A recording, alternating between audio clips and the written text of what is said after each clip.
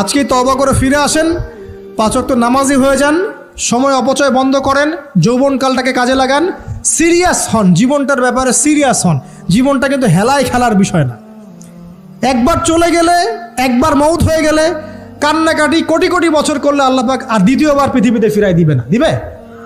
তো কি কারণে আমরা আমাদের সময়টাকে হেলায় নষ্ট করছি? আর কি সুযোগ আছে? কোনো সুযোগ নেই। যেই কাজের পরকালীন কোনো ফায়দা নাই সেই কাজে আমি নাই। সোজা কথা বোঝেন? যেই কাজে পরকালের কোনো ফায়দা নাই সেখানে আমি নাই, এরকম আকীদা লাগবে। ইলম অর্জন করবেন কেন? পরকালের ফায়দা আছে তাই। নামাজ কেন পড়বেন? পরকালে ফায়দা আছে তাই। প্রেমের সম্পর্ক করব না কেন? পরকালে ফায়দা নাই তাই।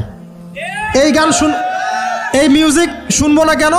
আমি পরকালে কোনো ফায়দা নাই তাই। আমি অহেতুক এসব টিকটকের পিছনে ঘুরবো না কেন? পরকালে কোনো ফায়দা নাই তাই। যে কাজ পরকালে ফায়দা দিবে আমি সেই কাজে আছি। পারা যাবে ইনশাআল্লাহ। আল্লাহ তৌফিক দান করুন।